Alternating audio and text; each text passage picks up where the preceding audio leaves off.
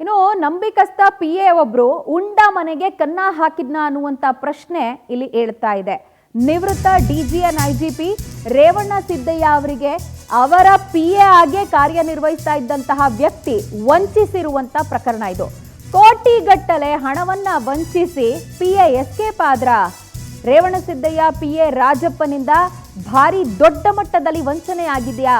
20 ವರ್ಷಗಳಿಂದ ಈತ ರಾಜಪ್ಪ ರೇವಣ್ಣ ಸಿದ್ದಯ್ಯ ಅವರ ಜೊತೆಯಲ್ಲಿ ಕೆಲಸ ಮಾಡ್ತಿದ್ದ ಅನ್ನುವಂತ ಡೀಟೇಲ್ಸ್ ಇದೆ. ಯಾವಾಗ ನಿವೃತ್ತ ಅಧಿಕಾರಿಗೆ ಬ್ಯಾಂಕ್ ಬ್ಯಾಲೆನ್ಸ್ನ ವಿಚಾರಕ್ಕೆ ಸಂಬಂಧಪಟ್ಟಾಗೆ ಒಂದಷ್ಟು ಅನುಮಾನಗಳು ಬಂತು, ಬ್ಯಾಂಕ್ ಬ್ಯಾಲೆನ್ಸ್ ಕಡಿಮೆ ಆಯಿತು, ಆಗ ಇಂಥದ್ದೊಂದು ಪ್ರಶ್ನೆ ಹೇಳ್ತಾ ಇದೆ, ಅನುಮಾನ ಮೂಡ್ತಾ ಇದೆ. ಸದ್ಯ ರೇವಣ್ಣ ಸಿದ್ದಯ್ಯ ಅವರ ಪತ್ನಿ ಮತ್ತು ಪುತ್ರನಿಂದ ಕಂಪನಿಯನ್ನ ಶುರು ಮಾಡಲಾಗಿತ್ತು ಅನ್ನುವಂತಹ ಡೀಟೇಲ್ಸ್. ಎಲ್ಲಿ ವಂಚನೆ ಆಯಿತು, ಎಷ್ಟು ಮಟ್ಟಿಗೆ ವಂಚನೆ ಆಗಿದೆ ಅನ್ನೋದರ ಕುರಿತ ಡೀಟೇಲ್ಸ್ ನಿಮ್ಮ ಮುಂದೆ. ರೇವಣ್ಣ ಸಿದ್ದಯ್ಯ ಅವರ ಪತ್ನಿ ಮತ್ತು ಪುತ್ರ ಕಂಪನಿ ಆರಂಭ ಮಾಡ್ತಾರೆ. RK ಅಸೋಸಿಯೇಟ್ಸ್ ಅಂತ ಹೇಳಿ ಕಂಪನಿ ಪ್ರಾರಂಭ ಮಾಡಿದಂಥ ಸಂದರ್ಭ ಈ ನಂಬಿಕಸ್ತ PA ರಾಜಪ್ಪಗೆ ಕಂಪನಿಯ ನಿರ್ವಹಣೆಯ ಜವಾಬ್ದಾರಿಯನ್ನು ವಹಿಸಲಾಯಿತು. ವರ್ಷಕ್ಕೆ ಈ ಕಂಪನಿ 10 ಕೋಟಿ ವ್ಯವಹಾರ ನಡೆಸ್ತಿತ್ತು ಅನ್ನುವಂಥ ಡೀಟೇಲ್ಸ್ ಇದೆ. ಬಟ್ ಬ್ಯಾಂಕ್ ಬ್ಯಾಲೆನ್ಸ್ ಅನ್ನ ಚೆಕ್ ಮಾಡಿದಾಗ ಕಡಿಮೆ ಬಂದಿದೆ. ಆವಾಗ ಈ ಅನುಮಾನ ವ್ಯಕ್ತವಾಗ್ತಾ ಇದ್ದು, ವಿದೇಶದಲ್ಲಿರುವ ಮಗನ ಗಮನಕ್ಕೆ ವ್ಯವಹಾರದಲ್ಲಾಗಿರುವಂಥ ಏರುಪೇರನ್ನ ರೇವಣ್ಣ ಸಿದ್ದಯ್ಯ ಅವರು ಗಮನಕ್ಕೆ ತರ್ತಾರೆ. ಬ್ಯಾಂಕ್ನಲ್ಲಿ ಚೆಕ್ ಮಾಡಿದಾಗ ರಾಜಪ್ಪ ಅಕೌಂಟ್ಗೆ ಹಣ ವರ್ಗಾವಣೆಯಾಗಿರೋದು ಬಯಲಿಗೆ ಬರುತ್ತೆ. ಆನ್ಲೈನ್ ಸ್ಟೇಟ್ಮೆಂಟ್ ತೆಗೆದು ಈತ ಇವರಿಗೆ ಎಡಿಟ್ ಮಾಡಿ ತೋರಿಸ್ತಾ ಇದ್ದ. ಬಟ್ ಹಣ ವರ್ಗಾವಣೆ ಮಾಡಿಕೊಂಡಿದ್ದು ಗೊತ್ತಾಗ್ತಾ ಇದ್ದಂತೆ ಈತ ಎಸ್ಕೇಪ್ ಆಗಿದ್ದಾನೆ. ಈ ಮಧ್ಯೆ ಪತಿ ನಾಪತ್ತೆ ಅಂತ ಹೇಳಿ ರಾಜಪ್ಪ ಪತ್ನಿ ಕೂಡ ದೂರನ್ನ ದಾಖಲಿಸಿದ್ದು, ಸದ್ಯ ಆರೋಪಿ ರಾಜಪ್ಪನನ್ನ CCB ಪೊಲೀಸರು ಅರೆಸ್ಟ್ ಮಾಡಿದ್ದಾರೆ ಅನ್ನುವಂತಹ ಮಾಹಿತಿ ಲಭ್ಯ ಆಗ್ತಾ ಇದೆ. ಈ ಮೂಲಕ ಉಂಡ ಮನೆಗೆ ಕನ್ನ ಹಾಕ್ಬಿಟ್ನ ಈ ನಂಬಿಕಸ್ತ PA ಅನ್ನುವಂಥ ಪ್ರಶ್ನೆ.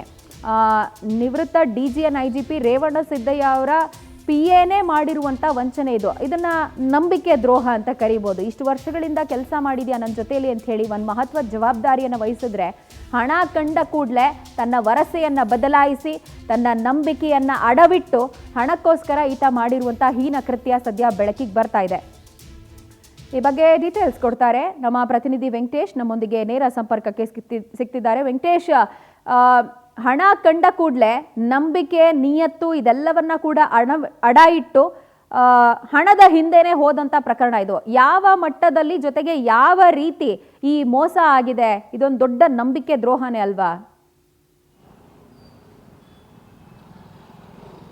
ಹೌದು ಪ್ರಜ್ವಲ, ಕಳೆದ 20 ವರ್ಷಗಳಿಂದ ಕೂಡ ಏನು ರೇವಣ್ಣ ಸಿದ್ದಯ್ಯ ಅವರ ಬಳಿ ಕೆಲಸವನ್ನು ಮಾಡ್ಕೊಂಡಿರ್ತಾರೆ. ಹಾಗಾಗಿ ಈ ರಾಜಪ್ಪನ ಮೇಲೆ ಸಾಕಷ್ಟು ನಂಬಿಕೆಯನ್ನಿಟ್ಟು ಮನೆ ಸೇರಿದಂತೆ ಅವರ ಬಿಸ್ನೆಸ್ಗೆ ಸಂಬಂಧಪಟ್ಟಂತ ಎಲ್ಲಾ ವ್ಯವಹಾರಗಳನ್ನು ಕೂಡ ಇವರ ಬಳಿ ಶೇರ್ ಮಾಡಿರ್ತಾರೆ. ಜೊತೆಗೆ ಒಂದು ಜವಾಬ್ದಾರಿಯುತವಾದಂತ ಕೆಲಸವನ್ನು ಮಾಡೋದಕ್ಕೂ ಕೂಡ ಇವರಿಗೆ ಹೇಳಿರ್ತಾರೆ. ಏನು ಇವರು ಒಂದು RK ಅಸೋಸಿಯೇಟ್ಸ್ ಅನ್ನುವಂತಹ ಒಂದು ಕಂಪನಿಯನ್ನ ಮಾಡಿರ್ತಾರೆ. ಆ ಕಂಪನಿಯ ಸಂಪೂರ್ಣ ಆರ್ಥಿಕವಾದಂತಹ ಈ ಒಂದು ಫೈನಾನ್ಷಿಯಲ್ ಏನಿರುತ್ತೆ ಇದರ ಜವಾಬ್ದಾರಿ ಕೂಡ ಇವರಿಗೆ ಕೊಟ್ಟಿರ್ತಾರೆ.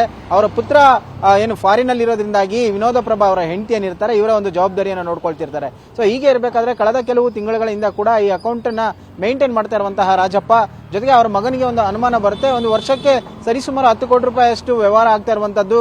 ದಿನ ಕಳೆದಂತೆ ಕೂಡ ಇದರಲ್ಲಿ ಲೆಕ್ಕದಲ್ಲಿ ಹೆಚ್ಚು ಕಡಿಮೆ ಆಗ್ತಾ ಹೋಗುತ್ತೆ, ಹಣವನ್ನು ಕೂಡ ಕಡಿಮೆ ಆಗ್ತಾ ಹೋಗುತ್ತೆ. ಆಗ ಅನುಮಾನ ಬಂದು ಬ್ಯಾಂಕ್ ಬ್ಯಾಲೆನ್ಸ್ ಶೀಟ್ ಅನ್ನ ಪರೀಕ್ಷೆ ಮಾಡದಂತ ವೇಳೆಯಲ್ಲಿ ಸ್ವಲ್ಪ ಡೌಟ್ ಬರುತ್ತೆ. ಆಗ ಈ ರಾಜಪ್ಪ ಮಾಡ್ತಾ ಇದ್ದಂತ ಕೆಲಸ ಏನಂತ ಹೇಳಿದ್ರೆ, ಈ ಹಣವನ್ನ ತನ್ನ ಅಕೌಂಟ್ಗೆ ಜಮಾವಣೆ ಮಾಡ್ಕೊಡ್ತಾ ಇದ್ದ. ಬಂದಂತ ಹಣವನ್ನ ಮತ್ತೆ ಬೇರೆ ಬೇರೆ ಅವರ ಅಕೌಂಟ್ಗಳಿಗೂ ಕೂಡ ಹಣವನ್ನ ಹಾಕ್ತಾ ಇದ್ದ. ನಂತರ ಈ ಒಂದು ಬ್ಯಾಂಕ್ ಸ್ಟೇಟ್ಮೆಂಟ್ ಏನಿರುತ್ತೆ ಅದನ್ನ ತೆಗೆದುಕೊಂಡು ಎಡಿಟ್ ಮಾಡಿ, ಸೊ ಆ ಎಡಿಟ್ ಅನ್ನ ಅವರ ತಾಯಿಗೆ ತೋರಿಸ್ತಾ ಇದ್ರು. ಅಂದ್ರೆ ಎಲ್ಲವೂ ಸರಿಯಾಗಿದೆ, ಯಾವುದೇ ರೀತಿಯಾದಂತಹ ಲೋಪದೋಷಗಳಿಲ್ಲ ಅಂತ ಹೇಳಿ ಅದನ್ನು ಕೂಡ ಅವರು ನಂಬ್ತಾ ಹೋಗ್ತಾ ಇದ್ರು.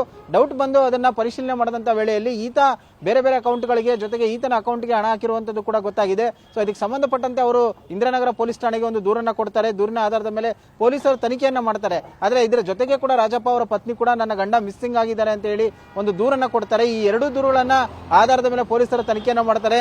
CCB ಪೊಲೀಸರು ಕೂಡ ಎಂಟ್ರಿ ಆಗಿ ಪರಿಶೀಲನೆ ಮಾಡಿದಂತ ಸಂದರ್ಭದಲ್ಲಿ ಈತ ಹಣವನ್ನ ಏನು ಅಕೌಂಟ್ಗೆ ಹಾಕೊಂಡಿರುವಂತದ್ದು ಕೂಡ ಕನ್ಫರ್ಮ್ ಆಗಿರುವಂತದ್ದು. ಜೊತೆಗೆ ಬೇರೆಯವರಿಗೂ ಕೂಡ ಹಣವನ್ನ ಕಳಿಸಿದ್ದಾನೆ ಅನ್ನೋದು ಕೂಡ ಗೊತ್ತಾಗಿದೆ.